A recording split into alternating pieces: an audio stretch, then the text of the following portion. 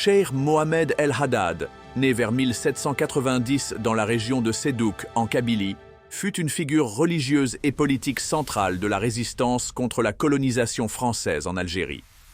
Membre éminent de la confrérie Rahmaniya, il jouissait d'une grande autorité spirituelle auprès des populations kabyles.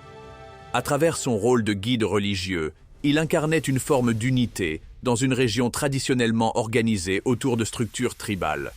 En 1871, dans un contexte marqué par les injustices coloniales, la dépossession des terres, les impôts écrasants et la marginalisation des institutions traditionnelles, Cheikh El Haddad lança un appel à la révolte contre l'occupation française avec sa phrase devenue célèbre dans toute l'Algérie.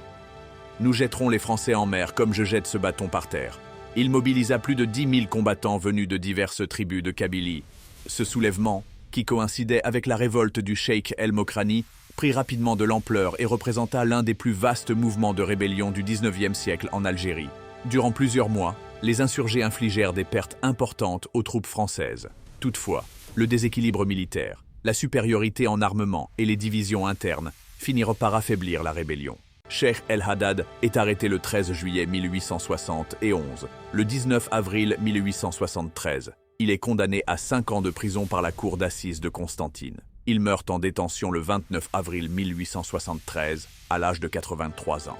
Ses deux fils, Aziz et Mand, sont déportés en Nouvelle-Calédonie.